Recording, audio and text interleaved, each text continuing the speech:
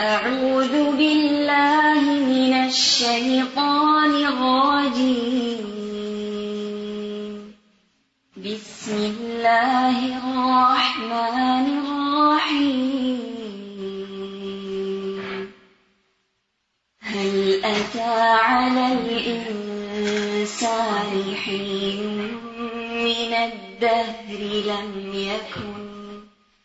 لم يكن شيئا مذكورا.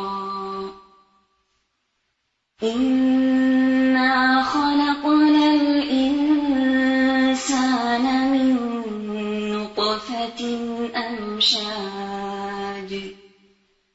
إنا خلقنا الإنسان من نطفة أمشاج نبتليه فجعلناه سميعا بصيرا. إنا هديناه السبيل إما شاكرا وإما كفورا. إنا أعتدنا للكافرين سلاسل وأغلالا وسعيرا. إن الأبرار يشربون من كأس كان مزاجها كافورا.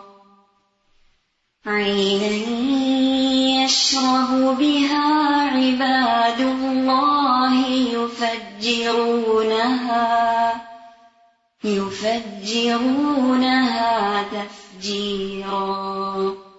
يوفون بالنذر ويخافون يوما كان شره مستطيرا. ويطعمون الطعام على حبه مسكينا ويتيما وأسيرا. إنما نطعمكم لوجه الله لا نريد منكم جزاء ولا شكورا. إنا نخاف من ربنا يوما عبوسا قمطريرا. فوقاهم الله شر ذلك اليوم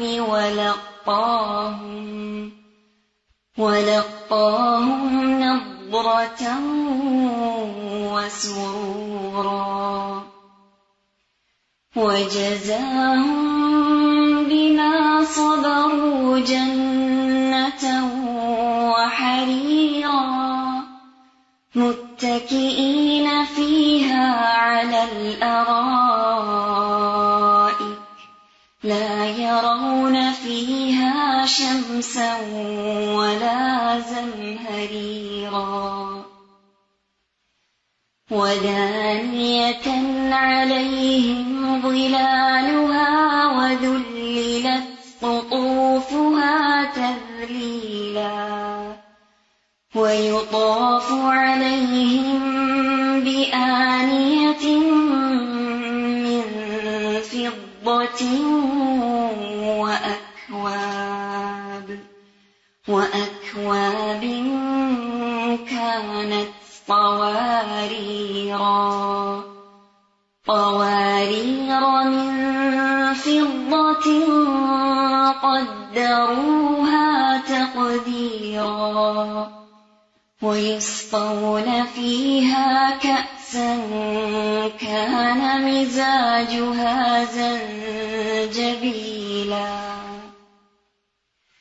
عينا فيها تسمى سلسبيلا ويطوف عليهم ولدان مخلدون إذا رأيتهم حسبتهم لؤلؤا منثورا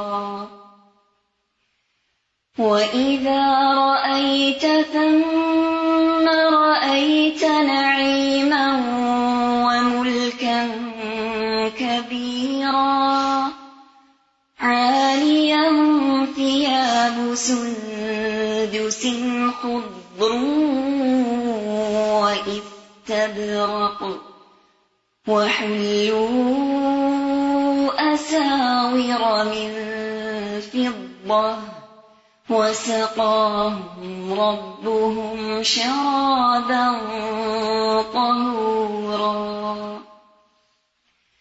إن هذا كان لكم جزاء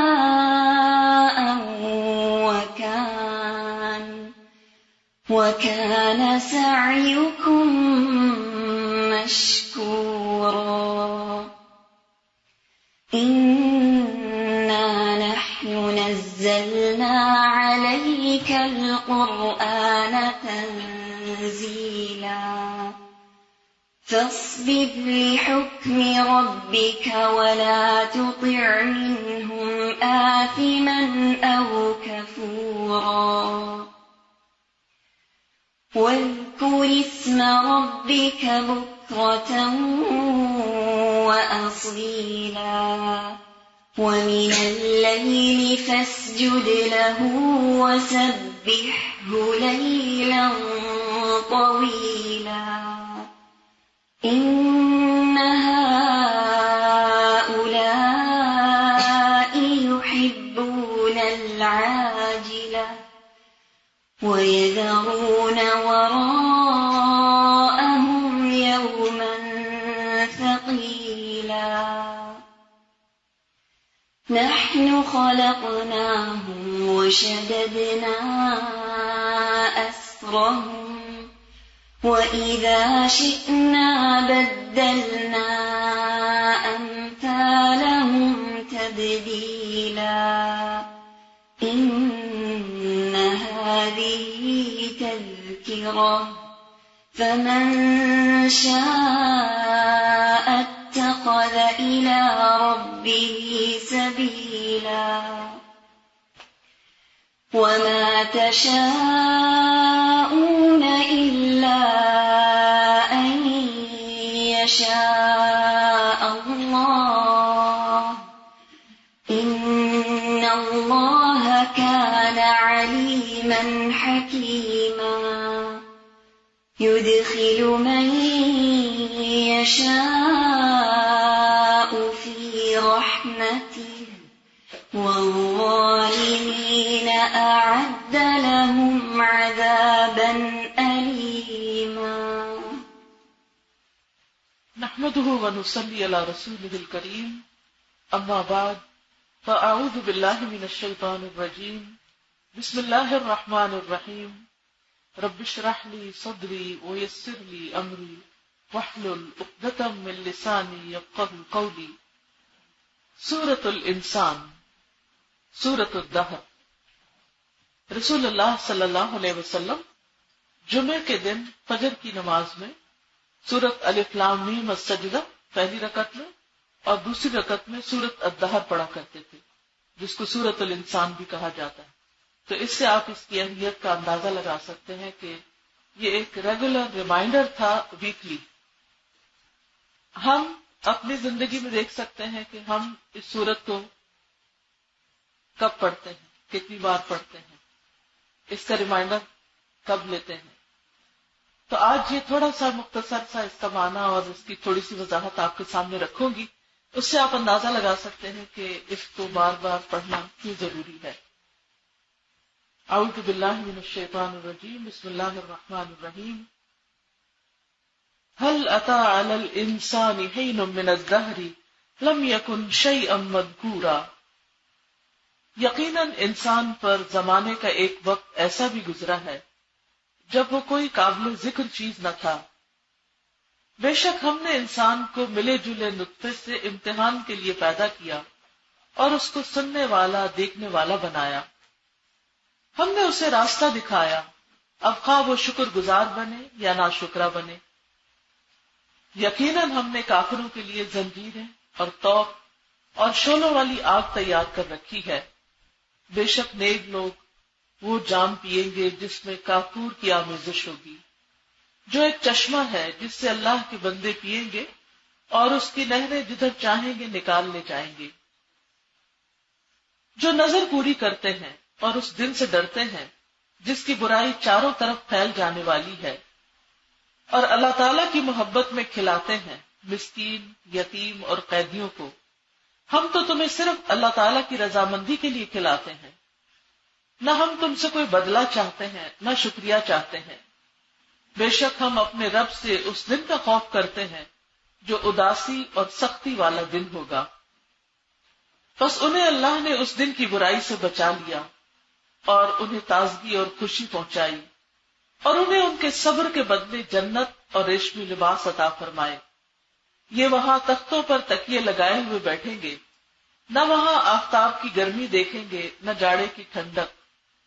ان جنتوں کے سائے ان پر جھکے ہوئے ہوں گے اور ان کے میوے اور گچھے نیچے لٹکائے ہوئے ہوں گے، اور ان پر چاندی کے برتنوں اور ان جاموں کا دور کرایا جائے گا جو شیشے کے ہوں گے، شیشے بھی چاندی کے جن کو ساقی نے اندازے سے ناپ رکھا ہوگا، اور انہیں وہاں وہ جام پلائے جائیں گے جن کی آمیزش زمجبیل کی ہوگی، جنت کی ایک نہر جس کا نام سلسبیل ہے، اور ان کے گرد گھومتے پھرتے ہوں گے وہ کمسن بچے جو ہمیشہ رہنے والے ہیں۔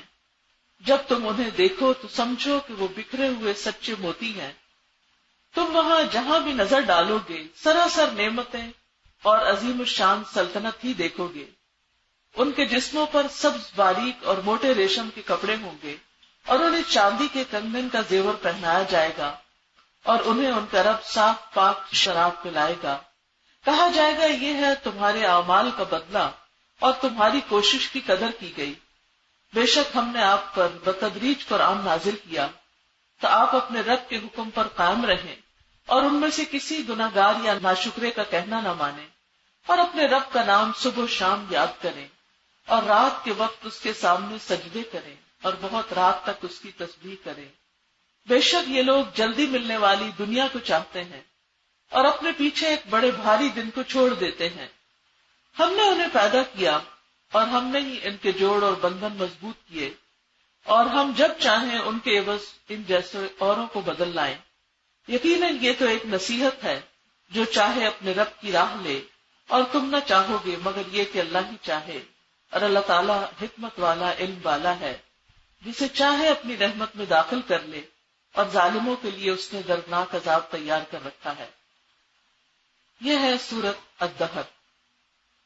سورۃ الدہر میں دراصل انسان کی زندگی کے سفر کے بارے میں بتایا گیا ہے کہ انسان کچھ نہ تھا، پھر اللہ نے انسان کو پیدا کیا، پھر اس کے بعد وہ اللہ تعالیٰ سے جا کے ملاقات کرے گا ایک ایسے دن میں جو بہت سختی والا ہوگا، اور پھر اس کے بعد اس کا ٹھکانہ اگر نیک ہے تو جنتوں کی شکل میں ہوگا۔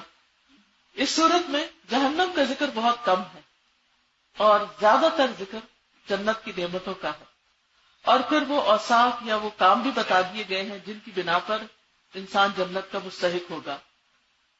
تو اللہ تعالیٰ فرماتے ہیں یقیناً گزرا ہے انسان پر ایک وقت زمانے میں جب کوئی قابل ذکر چیز نہ تھا۔ جب تک بچہ پیدا نہیں ہو جاتا اس کی کوئی شناخت نہیں ہوتی، جب پیدا ہوتا ہے تو پھر ہم کہتے ہیں یہ میری بیٹی ہے، یہ میرا بیٹا ہے، اور پھر اس کا نام رکھا جاتا ہے، پھر اس کے بہت سے رشتے وجود میں آ جاتے ہیں، پھر وہ بڑا ہوتا ہے، پھر وہ اپنی پیاری پیاری حرکتوں سے سب کا دل جیت لیتا ہے، پھر کچھ جوان ہوتا ہے، پھر جوانی کے کچھ تقاضے ہوتے ہیں، پھر بڑھاپے کی طرف جاتا ہے۔ کچھ لوگ دنیا میں بہت محنت کر کے کچھ نام کما لیتے ہیں، کچھ ایسے ہی آتے ہیں حیوانوں کی طرح زندگی بسر کر کے دنیا سے چلے جاتے ہیں۔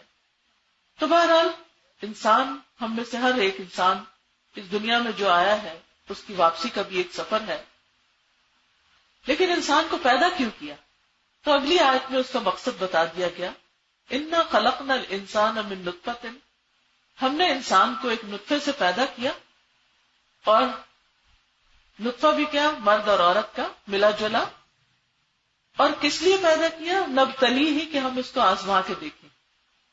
یعنی بنیادی طور پر اس دنیا میں ہم میں سے ہر ایک کو ٹیسٹ کیا جا رہا ہے، اور اس ٹیسٹ کے بعد ہر ایک کو دیکھا جا رہا ہے کہ کون کہاں جانے کو ڈیزرو کرتا ہے، کس کو جنت میں جانا چاہیے اور کس کو جنت میں نہیں جانا چاہیے.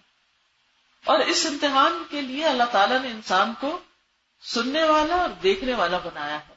یعنی کان اور آنکھیں دی تاکہ انسان علم حاصل کرے، مشاہدہ کرے، اچھے برے کے فرق کو جانے، پہچانے، اور اس کے مطابق اپنی زندگی کا یہ سفر طے کرے اور اس امتحان میں کامیاب ہو سکے. اور صرف یہ نہیں کہ کان اور آنکھیں دی، سوچنے سمجھنے کی صلاحیت دی، بلکہ انا ہدیناہ السبیل، ہم نے اس کو راستہ بھی دکھا دیا.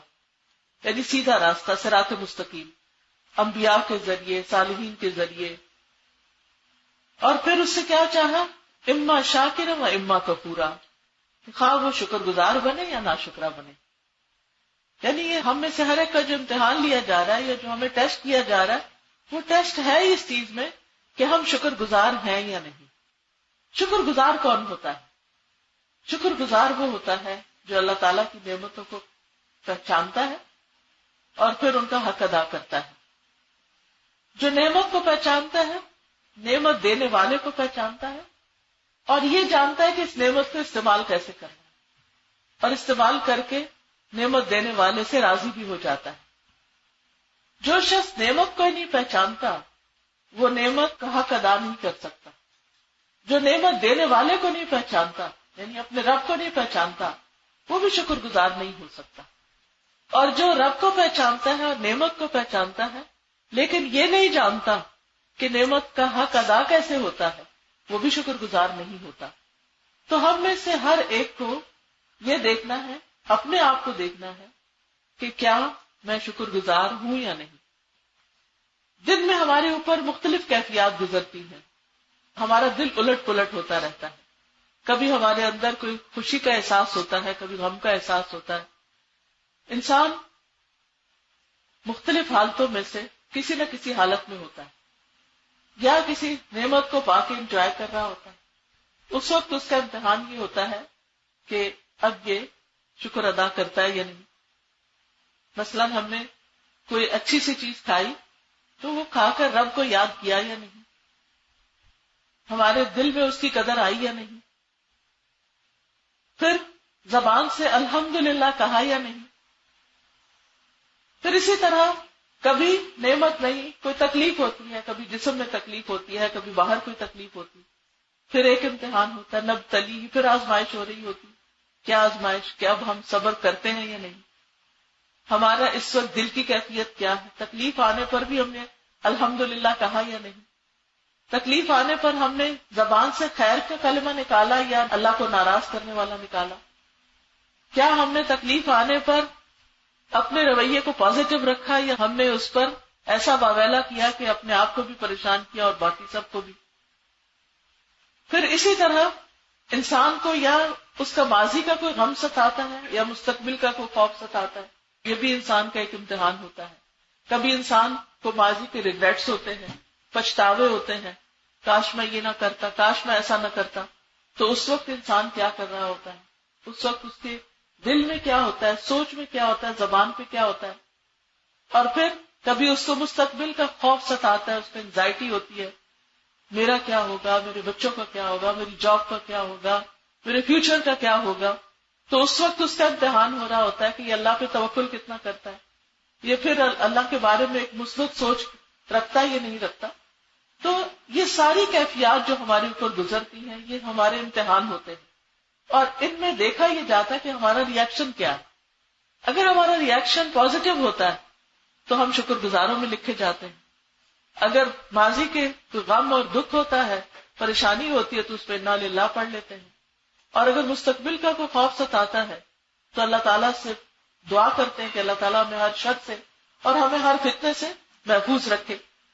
تو جو بندہ یہ جانتا ہے کہ اس نے ہر لمحے کس طرح ریئیکٹ کرنا ہے اور کس طرح پازیٹیو وے میں ریئیکٹ کرنا ہے، اس کی سوچ کے اعتبار سے، دل کے اعتبار سے یا پھر عمل کے اعتبار سے، تو ایسی صورت میں یہ ایسا ہی انسان دراصل اللہ تعالیٰ کا پسندیدہ ہوتا ہے.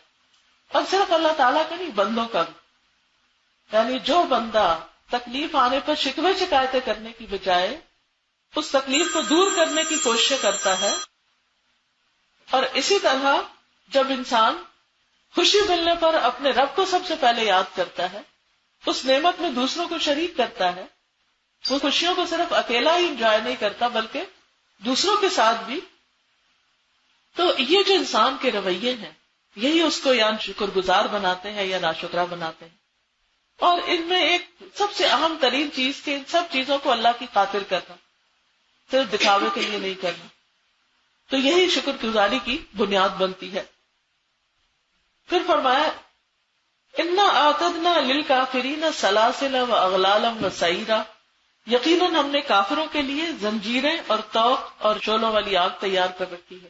یعنی جو اللہ کو نہیں پہچانیں گے، اللہ کی نعمتوں کو نہیں پہچانیں گے، اللہ تعالیٰ کی نعمتوں پر شکر گزاری نہیں اختیار کریں گے، پھر ان کا انجام آخرت میں بڑا بھیانک ہے. بس یہی ایک آیت ہے جو جہنم کے بارے میں یہاں ہے، یا پھر جہنم کے دن کی ڈسکرپشن تھوڑی سی آگے دی گئی. لیکن باقی چیزیں آپ دیکھیے کہ ان الابرار یشربون من کأس کان مزاجها کافورا، بے شک نیک لوگ ایسے جام پیئیں گے جن میں کافور کی آمیزش ہوگی. یہ ایک چشمہ ہے جس سے اللہ کے بندے شراب پیئیں گے، جدھر چاہیں گے اس کی نہر نکال کر لے جائیں گے. جنت کے ڈرنکس کا ذکر اس صورت میں ہوتا ہے. کافور جو ہے وہ گرمیوں میں استعمال ہوتی تھی خوشبو کے لیے، ٹھنڈک کے لیے. تو یہ ایسا چشمہ ہے کہ جو جب جنتی اپنی سیر تفریح پر نکلے ہوئے ہوں گے تو اپنے ساتھ ہی کولڈ ڈرنک رکھیں گے. وہ صرف کوئی کین نہیں ہوگا، وہ کوئی کنستر نہیں ہوگا، بلکہ پوری پوری نہر ان کے ساتھ ہوگی. اور جدھر جائیں گے بس اشارہ کرتے جائیں گے، وہ وہیں تک پہنچ جائے گی. اور ایسا ڈرنک ہوگا جو ٹھنڈا بھی ہوگا، خوشبودار بھی ہوگا، اس کو انجوائے کریں گے. لیکن یہ کون لوگ ہیں جن کو یہ انجوائمنٹ ملے گی؟ ان کے کیا ٹریٹس ہیں؟ پہلی نمبر 1 چیز، یوفون بالنذر، نظر پوری کرتے ہیں. نظر 2 طرح کی ہوتی، ایک ہوتی ہے شرطیہ کہ شرط لگا لیتے ہیں اگر ہمارا یہ کام ہو جائے گا تو ہم یہ کر دیں گے. دوسری نظر وہ ہوتی ہے کہ جو بس للہ ہوتی ہے کہ اللہ کی خوشی کے لیے اپنے اوپر وہ کام اپنے ذمہ لے لینا جو ہمارے اوپر فرض کے درجے میں نہیں. کچھ کام ایسے نہیں جو فریضہ ہے، نماز ہے، روزہ، حج، زکوٰۃ وغیرہ، لیکن کچھ کام ایسے ہیں کہ جن کو کرنا نیکی ہے لیکن وہ فرض نہیں ہے ہم پر، اگر ہم نہ کریں تو گناہگار نہیں ہوں گے. تو وہ کام بھی وہ اللہ کی خوشی اور رضا کے لیے اس کی کمٹمنٹ کرتے ہیں کہ ہم یہ کام کریں گے. مثال کے طور پر اگر آپ کسی کو مثلاً قرآن پڑھانے کی کمٹمنٹ کر لیتے ہیں، کسی کورس میں کر لیتے ہیں، کسی پرسن 1-on-1 بیس پہ کر لیتے ہیں، تو اگر آپ نہ بھی کریں تو آپ پر گناہ نہیں، لیکن اگر آپ نے کر لی تو اب کیا ہے کہ یہ لوگ اس کمٹمنٹ کو نبھاتے ہیں، وفا کرتے ہیں، اپنے عہد پورے کرتے ہیں.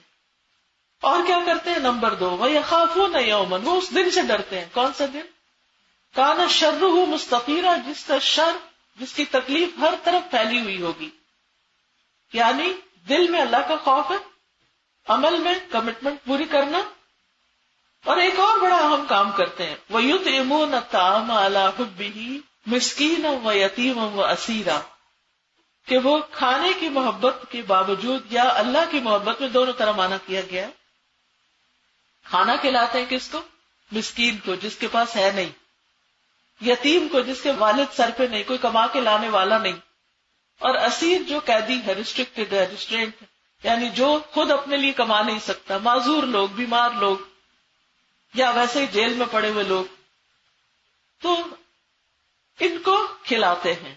نبی صلی اللہ علیہ وسلم جنگ بدر کے جو قیدی تھے، جب وہ مختلف لوگوں کے پاس بانٹ دیے، کیونکہ باقاعدہ کوئی جیل سسٹم تو نہیں تھا، تو ان قیدیوں کو مختلف مسلمانوں پہ بانٹ دیا گیا اور صحابہ کو تاکید کی کہ وہ ان کا اکرام کریں، ان کے ساتھ اچھا سلوک کریں. تو صحابہ کیا کرتے تھے؟ خود کھانے سے پہلے ان کو کھلاتے. حالانکہ یہ قیدی کون تھے؟ یہ مکہ کے وہ دشمن تھے جو اتنی دور سے لڑنے کے لیے مدینہ پہنچے تھے اور وہ پکڑے گئے تھے. اللہ نے ان پہ قابو دے دیا. وہ چاہتے تھے ان کو مارتے پیٹتے، ان کے ساتھ برا سلوک کرتے، ان کو بھوکا رکھتے. لیکن یہاں صحابہ کی تعریف کی گئی کہ وہ اللہ کی محبت میں ان قیدیوں کو بھی کھلاتے. آپ دیکھیے کہ اپنے دل پسند مہمانوں کو کھلانا، اپنے رشتہ داروں کو کھلانا، اپنے بچوں کو کھلانا، اپنے پیاروں کو کھلانا بڑا ایک دل خوش کرنے والا عمل ہوتا ہے، اس کا بھی ثواب ہوتا ہے. لیکن ایسے کو کھلانا جو پوچھے بھی نہ، وہ اس سے مشکل ہوتا ہے. اور اس کو کھلانا جو آپ سے دشمنی رکھتا ہو، انتہائی مشکل ہوتا ہے. تو یہ لوگ جو جنت میں جانے والے ہیں، ان کے اندر اتنا بڑا دل ہے کہ جو لوگ ان سے دشمنی بھی رکھتے ہوں، جو لوگ ان کے ساتھ اچھا سلوک نہ کرتے ہو، جو ان کے خیر خواہ نہ بھی ہوں، ان کو بھی کھلاتے ہیں. حالانکہ خود بھی بھوکے ہوتے ہیں، اس کھانے کی محبت بھی ہوتی ہے کہ ہم خود کھا جائیں، لیکن پہلے ان کو دیتے ہیں اور پھر خود کھاتے ہیں. تو آپ دیکھیے کہ مسکین کو کھلانا، یتیم کو کھلانا، یہ جنت میں لے جانے والے کاموں میں سے ہے. اور خاص طور پر اللہ سبحانہ وتعالیٰ نے یہاں اس کا ذکر کیا. اور ایک معنی یہ بھی کیا گیا کہ اللہ کی محبت میں کھلاتے ہیں، کیونکہ آگے آ رہا ہے انما نطعمکم لوجہ اللہ، ہم تمہیں اللہ کے چہرے کی خاطر کھلا رہے ہیں کہ ہمیں قیامت کے دن اللہ تعالیٰ کا دیدار نصیب ہو. کیونکہ سب سے بڑی نعمت یا سب سے بڑی خوشی انسان کو اس وقت حاصل ہوگی جب وہ اپنے رب کو دیکھے گا. اس سے بڑی کوئی خوشی نہیں. جنت میں پہنچ کے بھی انسان خوش ہوگا، جنت میں اپنے رشتہ داروں کو دیکھ کے، دوستوں کو دیکھ کے بھی خوش ہوگا، جنت کی نعمتوں کو دیکھ کے بھی خوش ہوگا. لیکن ان سب نعمتوں سے بڑی نعمت اللہ سبحانہ وتعالیٰ کا دیدار ہے کہ جس کے بعد کسی چیز کی طلب نہیں رہے گی، کہ ان کے دل خوشی سے سرشار ہو جائیں گے.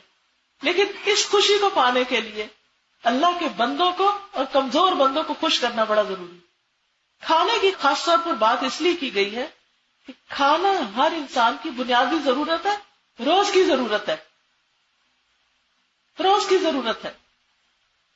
اور آپ دیکھیے کہ جب انسان کو بھوک لگتی ہے تو اسے کچھ سجائی نہیں دیتا، انسان کا سر چکرانے لگتا ہے، انسان کو کمزوری ہو جاتی، انسان کے سارے کام رہ جاتے ہیں، انسان بیٹھ جاتا ہے، کچھ کرنے کے قابل نہیں رہتا. تو جو کسی کی بھوک مٹاتا ہے وہ ایک بہت اعلیٰ درجے کا کام کرتا ہے. تو اس لیے خواتین کے لیے بہت بڑی خوشخبری ہے اس میں کہ وہ خوشی سے کھانا پکائیں، خوشی سے سرو کریں. بہت سی خواتین کو میں نے یہ کہتے ہوئے سنا اور جو مرضی کام کرا لو، کھانا پکانے کو نہ کہو. حتیٰ کہ بعض کا پکا ہوا بھی ہو تو وہ کہتے ہیں مجھ سے نہیں سرو ہوتا، مجھے ٹینشن ہو جاتی، کوئی اور سرو کر دے. اگر اس وقت انسان یہ سوچے کہ صرف اتنی سی تکلیف اٹھا کے اگر میں کھلا دوں، بعض اوقات بچے بہت ٹائم لگاتے ہیں، تنگ کرتے ہیں، ان کو کھلانا، وہ بھی مسکین ہی ہے نا، بیچارے خود اپنے ہاتھ سے نہیں کھا سکتے، یا فیڈ کرانے میں ٹائم لگتا ہے. تو یہ سارے چیز جو ہے یہ خوشی سے کرنی چاہیے. اور جب بہت تھک کے چور ہو جائے پکا کے تو کہے اللہ تیرے دیدار کی خاطر کر رہی. لا نريد منکم جزاء ولا شکورا، ہمیں کسی سے بھی کوئی جزا، بدلہ اور شکریہ بھی نہیں چاہیے. اچھا بہت سی خواتین ڈسہارٹ ہو جاتی ہیں جب وہ اچھے سے اچھا پکا کے ٹیبل پہ رکھتی اور شوہر اپنے فون کو لگے ہوئے کھا کے اٹھ جاتے ہیں اور تھینک یو بھی نہیں بولتے یا تعریف بھی نہیں کرتے. بہت سی خواتین کو یہ کہتے ہوئے سنا کہ میں سارا دن محنت کرتی تھی اور میں اپنے ہسبینڈ کے لیے ٹیبل لگا کے بیٹھتی، جب جاب سے واپس آئے تو کھانا کھائیں. تو کہتے میں ابھی بیٹھتی ہی تھی اور اتنے میں وہ کھا پی کے اٹھ بھی جاتے تھے اور مجھے اتنا برا لگتا تھا کہ میں نے اتنی محنت کی ہے، اتنا تو کریں کہ میرے ساتھ کھانے میں ساتھ دیں، میرے ساتھ تو بیٹھنے تھوڑی دیر. بہت دفعہ ایسے ہوتا ہے کہ ان کو اپنی ٹینشن ہوتی ہے، ان کو اپنا کام ہوتا ہے، ان کا کھانے کے دوران کال آ رہی ہوتی ہے، وہ کھانے پہ بیٹھے ہوئے ہیں، فون کہیں اور ہو رہا ہے، باتیں کہیں اور ہو رہی ہیں، یا یہ ہے کہ ہر روز گھر میں کسی اور کو لے آتے ہیں کھانے کے لیے اور پھر گھر والوں کو پاس بیٹھ کے کھانے کا موقع نہیں ملتا.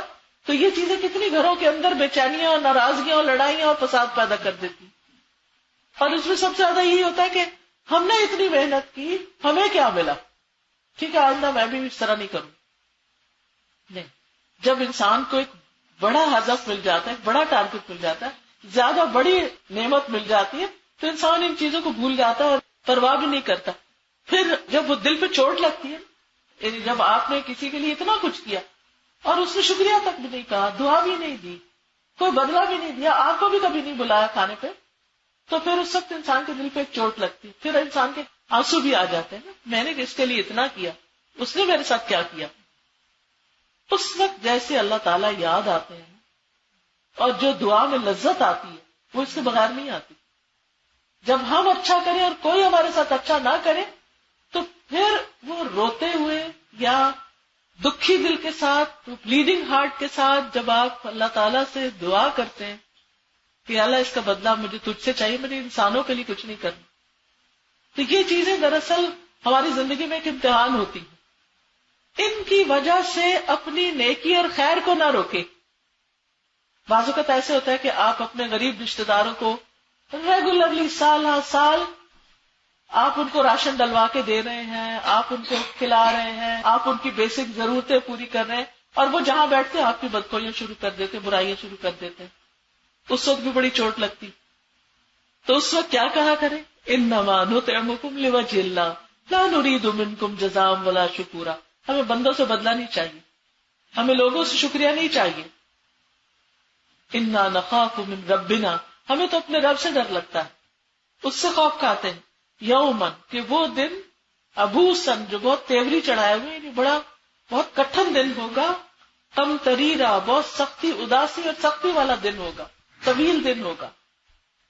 یعنی اس دن انسان اداس بھی ہوگا, انسان پریشان حال بھی ہوگا. اس دن کی تیاری آج کرنی, اور اس تکلیف کو دور کرنے کے لیے آج کی تکلیف برداشت کر لینی. وَلِرَبِّكَ فَاصْبِرْ, اپنے رب کے لیے صبر کرتے ہوئے. تو آپ دیکھیے کہ جب بھی انسان ہرٹ ہوتا ہے نا, تو اس کا مقابلہ بھی انسان اگر اسمائل کے ساتھ کر لیتا ہے یا خیر اور بھلائی کے ساتھ کر لیتا ہے, تو وہی چیز انسان کے لیے اس دن کی خوشیوں کا باعث بن جائے گی. فَوَقَاهُمُ اللَّهُ شَرَّ ذَلِكَ الْيَوْمِ, تو اللہ نے ان کو اس دن کے شر سے بچا لیا. ڈن, بچ گئے, فیصلہ ہو گیا. ماضی کا سیغہ استعمال ہو رہا ہے, بچا لیا. یعنی جب مستقبل کی بات ماضی کے سیغے میں ہو رہی ہو, پاسٹ میں ہو رہی ہو, تو اس کا مطلب ہے کنفرمڈ بات ہے. سمجھ, ہم جیسے کہتے ہیں نا, سمجھو ہو گیا, ڈن, یعنی ڈیل پکی ہو گئی. اب اس میں کوئی شک کی بات نہیں کہ ایسا ہی ہوگا. فَوَقَاهُمُ اللَّهُ شَرَّ ذَلِكَ الْيَوْمِ وَلَقَّاهُمْ نَضْرَةً وَسُرُورًا, اور اس دن انہیں تازگی اور خوشی پہنچائی. یعنی تر و تازگی اور خوشی ان کو آ ملے گی, ان پہ ڈال دی جائے گی. یعنی خوش ہو جائیں گے وہ, ان کے چہرے اداس نہیں ہوں گے, ان کے چہرے تر و تازہ ہوں گے. وَجَزَاهُمْ بِمَا صَبَرُوا جَنَّةً وَحَرِيرًا, اور ان کے صبر کا بدلہ انہیں جنت اور ریشم کی شکل میں ملے گا. جنتوں میں بسائے جائیں گے, ریشمی لباس پہنائے جائیں گے. متکئین علی الارائک, وہ اپنے کاؤچز پر تکیے لگائے ہوئے, ٹیک لگائے ہوئے, ریلیکسنگ انداز میں بیٹھے ہوئے ہوں گے. لا یرون فیہا شمسا ولا زمہریرا, نہ ہی سورج کی تپش ہوگی اور نہ ہی سردیوں کی جاڑے کی ٹھنڈک ہوگی. درمیانہ موسم, بہار جیسا موسم ہوگا. نہ تو دھوپ کی تیز لو ستائے گی ان کو, اور نہ ہی جب بادل آ جاتے اور سردی سخت پڑتی ہے تو وہ سردیوں کی ٹھنڈک بھی ان کو نہیں ستائے گی. خوشگوار موسم, ٹھنڈی ٹھنڈی روشنی جو آنکھوں کو بھی تیز نہ لگی. جنت کا جو ویدر ہوگا وہ یعنی کہ معتدل ہوگا. تو اس جیسی راحت دنیا میں کوئی ہے ہی نہیں. آپ جتنے چاہیں انتظام کر لیں, لیکن کچھ چیزیں ہمارے کنٹرول میں نہیں ہیں. اور پھر اس کے ساتھ وَدَانِيَةً عَلَيْهِمْ ظِلَالُهَا وَذُلِّلَتْ قُطُوفُهَا تَذْلِيلًا, ان جنتوں کے سائے ان پر جھکے ہوئے ہوں گے. یعنی درختوں کے سائے, بڑے بڑے درخت. طوبہ درخت کے بارے میں آتا ہے کہ ایک سوار 100 سال اس کے سائے میں چلے گا تو اس کا سایہ ختم نہیں ہوگا.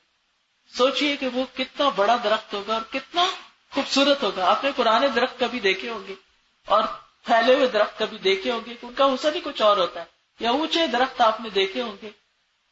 تو وہاں پر اس طرح کی جو سینری ہے اس کی خوبصورتی بتائی گئی. وَيُطَافُ عَلَيْهِمْ بِآنِيَةٍ مِّن فِضَّةٍ، اور چاندی کے برتن ان پہ پھرائے جائیں گے. وَأَكْوَابٍ، اور کپس، كَانَتْ قَوَارِيرَ، جو شیشے کے ہوں گے. قواریر من فضہ، وہ شیشہ بھی چاندی کی قسم کا ہوگا، کرسٹل کلیئر جس کو بولتے ہیں نا، کہ ایسا کہ جس میں کوئی داغ نہ ہو اور چمکدار ہوگا، اس کی اپنی ہی ایک خوبصورتی ہوگی. قدروها تقدیرا، جو جنت کے منتظمین ہوں گے انہوں نے ان کو اندازے سے بھرا ہوا ہوگا، نہ وہ منہ تک بھرے ہوئے ہوں گے اور نہ آدھے خالی ہوں گے. دونوں چیزیں انسان کو تکلیف دیتے ہیں. جب کوئی آپ کو کچھ پیش کرتا ہے، اگر لبالب بھرا ہو تو آپ اس کو بھی اٹھاتے ہو گھبراتے ہیں، اور اگر آپ کی پیاس زیادہ اور کوئی آدھا گلاس پیش کرے تو اس میں بھی تکلیف ہوتی ہے. تو وہاں ایسے ہی بھرا جائے گا جتنا انسان کی طلب ہوگی. وَيُسْقَوْنَ، اب آپ دیکھیں پہلا ڈرنک کیا تھا جو ساتھ ہر جگہ جائے گا، وہ خود پیئیں گے، جہاں چاہیں گے نکال لیں گے پی لیں گے. دوسرا ڈرنک جنت کے خادم لے کر آئیں گے. جنت کے خادم کتنے ہوں گے؟ ایک روایت میں آتا ہے کہ ادنا درجے کا، یعنی سب سے کمتر درجے کا جو جنتی ہوگا اس کے 1000 خادم ہوں گے، جن میں سے ہر ایک الگ الگ ڈیوٹی پر ہوگا، یعنی ہر وقت سرو کرنے کے لیے تیار ہوں گے آپ کو. اور اس میں آپ دیکھیے دنیا میں کیا ہوتا ہے، اچھے سے اچھا آپ خادم رکھ لیں، اچھے سے اچھی میڈ رکھ لیں، اب آوازیں دیتے جائیں گے، لگتا ہے ان کو سنائی نہیں دیتا، آگے سے جی بھی کر دیں گے اور پھر آئیں گے اس وقت جب اپنا کام اپنی مرضی کریں گے. لیکن یہاں جنت کے خادم دوڑتے پھر رہے ہوں گے، آگے پیچھے ہو رہے ہوں گے، کیا چاہیے، یعنی ایسی زبردست سروس ہوگی. وَيُسْقَوْنَ كَأْسًا كَانَ مِزَاجُهَا زَنْجَبِيلًا، ایسا ڈرنک پہ لائے جائیں گے، ایسے جام پہ لائے جائیں گے جس میں سوٹ کی، جنجر کی آمیزش ہوگی. وہ کولڈ ڈرنک تھا اور یہ ہاٹ ڈرنک ہے، ان دونوں میں فرق ہے. اس میں خوشبو ہے کافور کی، یہاں خوشبو ہے زنجبیل کی. عربوں کے ہاں یہی 2 ڈرنک زیادہ مشہور. جب بھی آپ دیکھیں کعبے کے اندر زعفران کبھی ڈالتے، کبھی کوئی خوشبو ڈالتے، تو یہ پیش کیے جائیں گے کپس کے اندر. کیونکہ ہاٹ ڈرنک بہت زیادہ نہیں پیا جاتا، اس کی ٹھنڈے کی ڈرنک کی نہر ہے، اور یہ کپس میں دیا جا رہا ہے، یہ بھی تھوڑا سا فرق ہے. عَيْنًا فِيهَا تُسَمَّى سَلْسَبِيلًا، اس کا چشمہ ہوگا، اس کی نہر نہیں، اس کا چشمہ ہے جس کا نام سلسبیل ہے. حضرت عبد الرحمن بن عوف نے ایک دفعہ حضرت عائشہ رضی اللہ تعالی عنہا کے لیے کوئی گفٹ بھیجا. نبی صلی اللہ علیہ وسلم کی وفات کے بعد حضرت عبد الرحمن بن عوف جو ایک مالدار صحابی تھے، انہوں نے ذمہ لیا ہوا تھا ازواج مطہرات کے سالانہ خرچ کا اور ان کی ضروریات پوری کرنے کا. تو حضرت عائشہ جواب میں ان کو دعا دے کے بھیجتی کہ اللہ تعالیٰ عبد الرحمن بن عوف کو سلسبیل سے پانی پلائے. وَيَطُوفُ عَلَيْهِمْ وِلْدَانٌ مُخَلَّدُونَ، یہ سروس دینے والے کون ہوں گے؟ ولدان، بچے ہوں گے، یعنی بہت بوڑھے یا اولڈ سروینٹس نہیں ہوں گے، بلکہ ینگ بچے ہوں گے، ینگ لاٹ ہوگی. مخلدون، جو ہمیشہ بچے ہی رہیں گے، یعنی بڑے نہیں ہوں گے. آپ دیکھیے کہ آپ کتنا بھی اچھا ایکٹیو قسم کا سروینٹ کوئی لے آئے، کچھ عرصے کے بعد بیمار ہو جائے گا، کچھ عرصے کے بعد بوڑھا ہو جائے گا. دنیا میں 100 مسئلے ان کے چلتے تھے، آرام بھی ملتا ہے ان سے، لیکن ان کے ساتھ مسائل بھی بہت سارے ہوتے ہیں. یہاں آپ کے اوپر نوکروں کی کوئی ٹینشن نہیں ہوگی کہ کوئی حاضر ہوا نہیں ہوا، وہ آج بیمار ہو گیا، وہ آج چھٹی کر گیا، آج وہ نہیں، کچھ بھی نہیں. اور پھر اذا رأیتہم حسبتہم لؤلؤا منثورا، دیکھنے کا منظر بھی بڑا حسین ہوگا. جب تم انہیں دیکھو گے تو دیکھو گے کہ وہ بکھرے ہوئے موتی ہیں. کیا سین ہوگا. کبھی آپ کی کوئی تسبیح ٹوٹ کے گری ہو تو آپ نے دیکھا ہوگا وہ اچھلتے ہوئے موتی جو ہیں کتنا حسین منظر پیش کرتے ہیں. تو اسی طرح جنت کے جو وہ ہوں گے سروس، وہ بھاگتے پھر رہے ہوں گے چمکدار ڈریسز میں، یعنی انہی کو دیکھ کے دل خوش ہو جائے گا. وَإِذَا رَأَيْتَ ثَمَّ رَأَيْتَ نَعِيمًا وَمُلْكًا كَبِيرًا، تو تم جدھر بھی نظر ڈالو گے، جہاں دیکھو گے، اوپر دیکھو گے، نیچے دیکھو گے، دائیں دیکھو گے، بائیں دیکھو گے، نعمتیں ہی نعمتیں نظر آئیں گی، اور بہت بڑی بادشاہت، بہت بڑی بادشاہت. آپ دیکھیے کہ دنیا میں کیا ہوتا ہے کہ عام طور پر جب ہم کسی مثلا پارٹی وغیرہ میں جاتے ہیں تو مختلف طرح کے لوگوں نے کپڑے پہنے ہوتے ہیں، ان کو دیکھ کے ہم خوش ہو رہے ہوتے ہیں، مختلف طرح کے زیور پہنے ہوئے ہوتے ہیں، سارے کوئی بند سور کے آتا ہے، جگہ کو ڈیکوریٹ کیا جاتا ہے، دلہن کو ڈیکوریٹ کیا جاتا ہے، جس مناسبت سے پارٹی ہوتی ہے یا کچھ. لیکن یہ کبھی نہیں ہوا کہ آپ جائیں تو ہر چیز پرفیکٹ. کبھی واش روم آپ کو اچھا نہیں ملے گا وہاں، کبھی آپ کو پلیٹس ٹھیک نہیں ملیں گی، کبھی آپ کو کہیں چھت پہ کوئی چیز گندی نظر آ جائے گی، کبھی کوئی کارپیٹ سے اسمیل اٹھ رہی ہوگی. یعنی کچھ نہ کچھ وہاں ایسا ضرور ہوتا ہے کہ جس سے انسان کی خوشی جو ہے یا کسی کی کوئی بات آپ کو ہرٹ کر جائے گی، یا کوئی آپ کے اوپر کوئی تبصرہ کر جائے گا آپ کے لباس پہ یا آپ کے جسم پہ، یا کوئی آپ کو نصیحت کر جائے گا ایسی، یا ساری خوشی جو ہے وہ غارت ہو جائے گی. یعنی دنیا میں کوئی خوشی صاف شفاف نہیں ہوتی، اس میں کچھ نہ کچھ اس کو خراب کرنے والی چیز آ جاتی. لیکن جنت میں ہر طرف نعمتیں ہی نعمتیں اور بادشاہتی کا سامان ہوگا، اور پھر ان کے جسموں پر سبز باریک اور موٹے ریشم کے کپڑے ہوں گے، انہیں چاندی کے کنگن کا زیور پہنایا جائے. برتن بھی چاندی کے ہیں، کنگن بھی چاندی کے، اور گرین اور جو سلور کلر ہے اس کی تو آپس میں کمبینیشن ہی آپ دیکھیں کس قدر خوبصورت ہے. جنت میں ہمیشہ ایک طرح کا ڈریس نہیں ہوگا اور ایک طرح کے زیورات نہیں ہوں گے، بلکہ اس میں بہت ورائٹی ہوگی. پھر وَلِمَنْ خَافَ مَقَامَ رَبِّهِ جَنَّتَانِ سورۃ الرحمن میں آتا ہے، جو اپنے رب سے ڈرتا ہے اس کے لیے دو طرح کے باغ. ایک باغ ہے جس میں ہر چیز سونے کی ہے، دوسرا باغ جس میں ہر چیز چاندی کی ہے.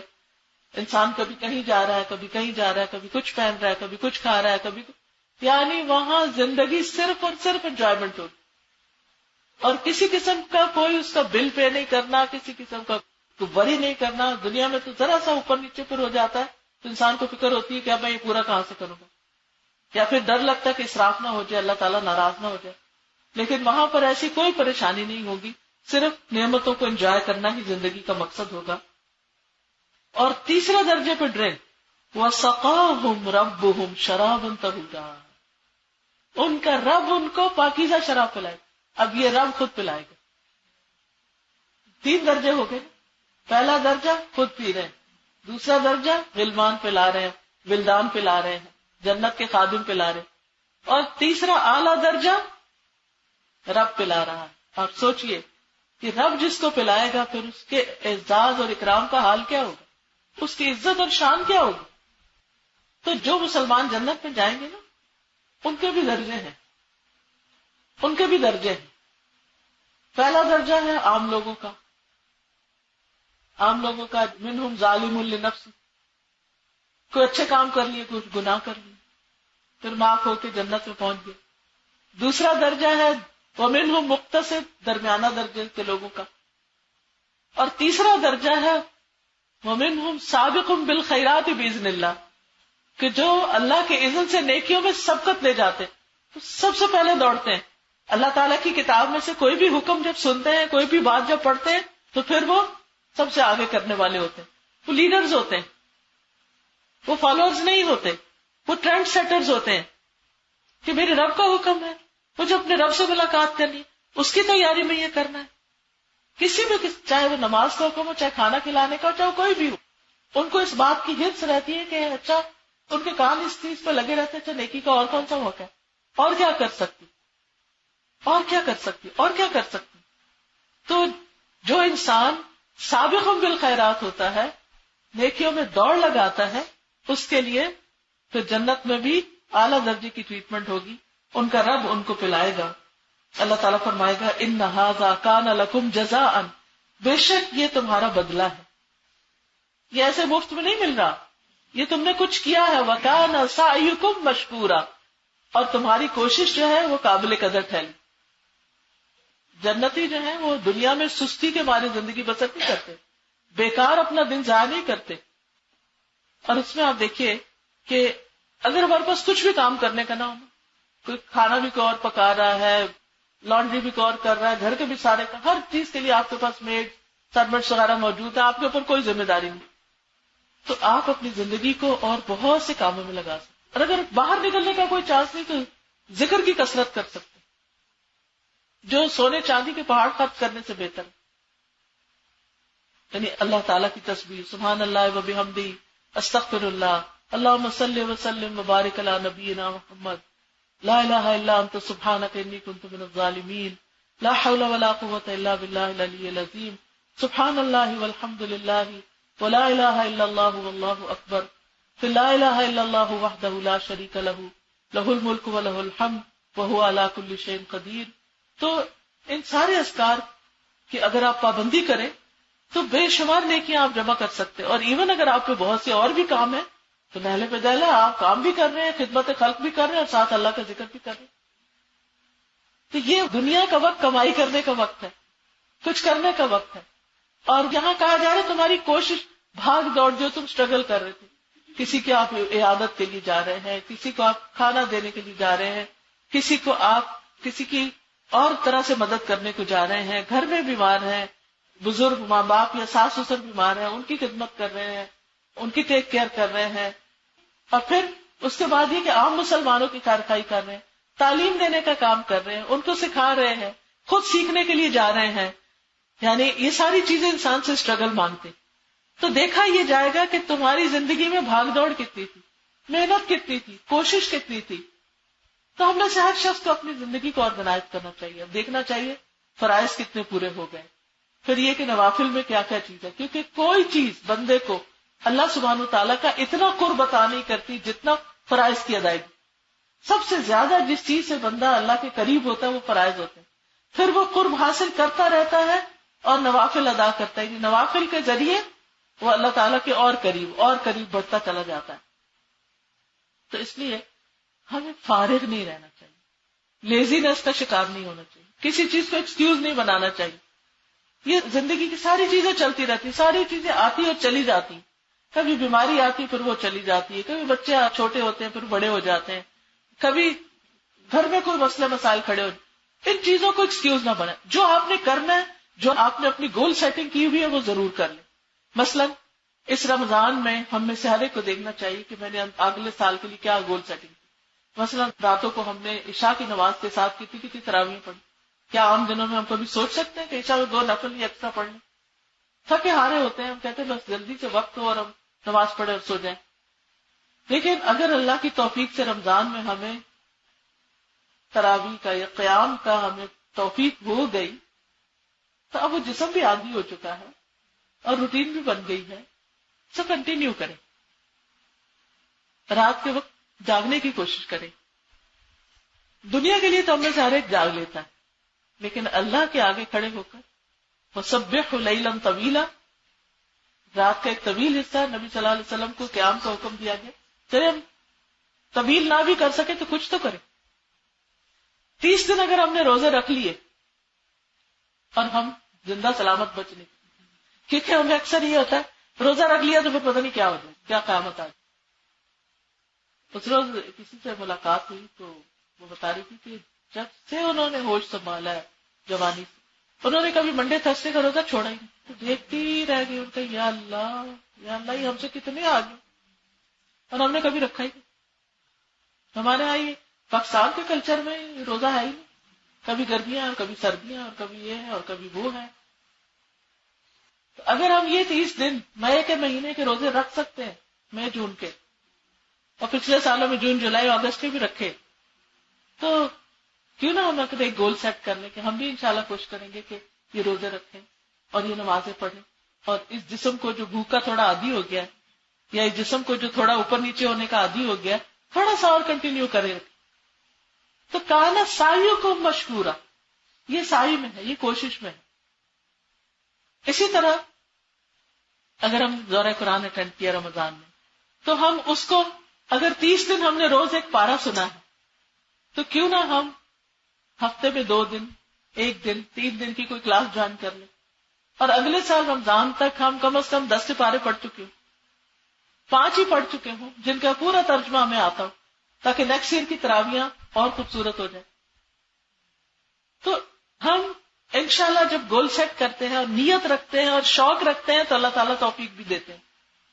کیونکہ ہمیشہ کے لیے اعلیٰ درجے پانے کے لیے اور رب سے براہ راست شرابن طہورا لینے کے لیے ضروری ہے کہ پھر ہم کانا سعیکم مشکورا انا نحن نزلنا علیک القرآن تنزیلا، بے شک ہم نے آپ پر آہستہ آہستہ یہ قرآن نازل کی، تھوڑا تھوڑا کر کے 23 سال میں. فاصبر لحکم ربک، آپ اپنے رب کے حکم کے ساتھ صبر کیجیے. ولا تطع منہم آثما او کفورا، ان میں سے کسی گناہگار اور ناشکرے کی بات نہ مانی.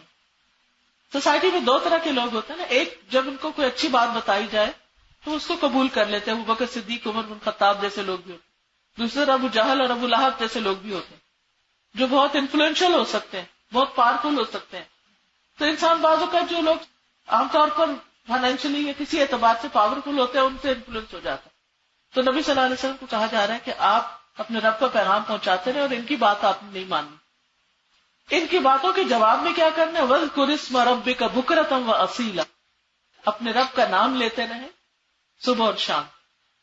ساری بہنوں، دو اوقات جو ہے یہ ذکر کے لیے، اس کا ذکر قرآن مجید میں بھی آیا ہے اور احادیث میں بھی آیا ہے. ان دو اوقات میں رب کا ذکر ضرور کریں. ایک ہے قبل طلوع الشمس وقبل غروبها، سورج نکلنے سے پہلے اور سورج غروب ہونے سے پہلے. کیا ذکر؟ ویسے تو نمازوں کی طرف بھی اشارہ ہے اس میں، لیکن تسبیح. سبحان اللہ و بحمدہ.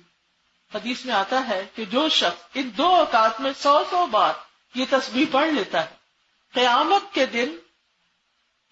کے دن وہ اس سے بہتر عمل کوئی نہیں لے کے آئے گا. اس کا نامہ اعمال سب سے بہترین ہوگا.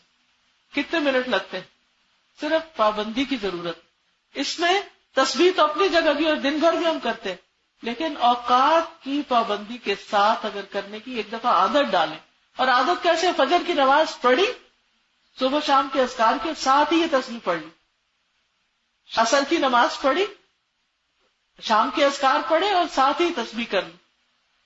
اور اگر آپ کے پاس اس وقت بہت کام ہے، ہاتھ مصروف ہیں یہ کچھ، تو آپ ایک دفعہ بیٹھ کے کاؤنٹنگ کر کے دیکھ لیں کہ آپ کو کتنے منٹ لگتے ہیں. 2 منٹ لگتے ہیں، 2.5 لگتے ہیں، 3 لگتے ہیں. نیکسٹ 3 منٹ کے لیے خاموش ہو کر یہی پڑھتے جائیں، انشاءاللہ 100 دفعہ پورا ہو جائے گا. چھوٹا سا عمل ہے اور کتنی بڑی جزا.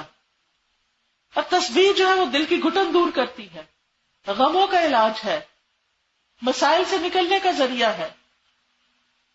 قرآن مجید میں یونس علیہ السلام کے بارے میں آتا ہے جو مچھلی کے پیٹ میں چلے گئے تھے، کہ اگر وہ تسبیح نہ کرتے لَلَبِثَ فِي بَطْنِهِ إِلَى يَوْمِ يُبْعَثُونَ، تو مچھلی کے پیٹ میں ہی رہتے قیامت تک، باہر نہ نکلتے. تو آخرت کے اعتبار سے بھی تسبیح کا بہت بڑا اجر ہے اور دنیا کے اعتبار سے بھی. وَلَقَدْ نَعْلَمُ أَنَّكَ يَضِيقُ صَدْرُكَ بِمَا يَقُولُونَ، ہمیں معلوم ہے کہ آپ کا سینہ تنگ ہوتا ہے لوگوں کی باتوں سے. یعنی جو لوگ باتیں بناتے ہیں آپ پر، آپ کا دل تنگ ہوتا ہے. نبی صلی اللہ علیہ وسلم کا بھی دل تنگ ہوتا تھا، کیونکہ کچھ لوگوں کی باتوں میں بڑی دل آزاری ہوتی. تو پھر کیا کریں؟ اس کا علاج قرآن مجید میں بتا دیا گیا. فَسَبِّحْ بِحَمْدِ رَبِّكَ، تو اپنے رب کی حمد کے ساتھ اس کی تسبیح بیان کریں اور پھر اس کے لیے سجدہ کریں. نہیں، نفل پڑھنا اور تسبیح کرنا دلوں کی تنگی کو دور کر دیتا. آج کتنے لوگ ہیں جو ڈپریشن کا شکار ہو جاتے ہیں، بے وجہ دل میں اداسی کا شکار ہو جاتے ہیں، فکر فاقے کا شکار ہو جاتے ہیں. ان سب چیزوں سے نجات کے لیے بھی، اور یہ پریشانیاں اتنی بار کا دل کو گھیر لیتی کہ چہرے پر اثر نظر آنے لگتے ہیں، چہرے پریشان ہو جاتے ہیں. تو اس کا علاج کیا ہے کہ انسان تسبیح کرتا رہے. تسبیح اس تنگی کو دور کر دے گی. پھر فرمایا وَمِنَ اللَّيْلِ، اور رات کے وقت اس کے سامنے سجدہ کرو اور بہت رات تک اس کی تسبیح کیا کرو. نبی صلی اللہ علیہ وسلم کے خادم کہتے ہیں کہ میں تھک جاتا تھا، لیکن نبی صلی اللہ علیہ وسلم جب رات کو سوتے تھے تو تسبیح کرتے رہتے تھے، تو اس تسبیح کی آواز وہ بھی سن رہے ہوتے تھے. اور اشارہ ہے تہجد کی طرف بھی.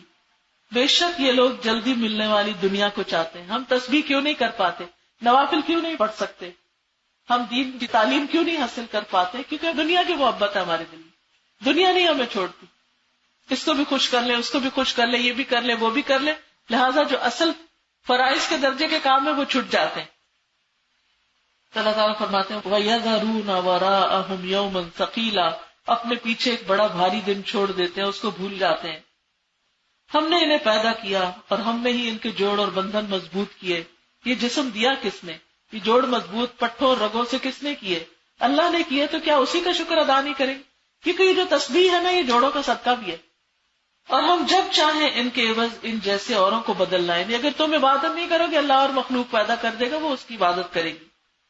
یقیناً یہ تو ایک نصیحت ہے، بس جو چاہے اپنے رب کی راہ لے لے، اور تم نہ چاہو گے مگر یہ کہ اللہ ہی چاہے. بے شک اللہ علم اور حکمت والا ہے، جسے چاہے اپنی رحمت میں داخل کر لے. اور اللہ کی رحمت کیا ہے؟ اللہ کی جنت. اور ظالموں کے لیے اس نے دردناک عذاب تیار کر رکھا ہے. تو اللہ کی رحمت پانے کے لیے وَكَانَ سَعْيُكُمْ مَشْكُورًا، اس زندگی میں کوشش شرط ہے، بھاگ دوڑ شرط ہے، نیکی اور خیر کے کاموں کے لیے دوڑ لگانا شرط ہے.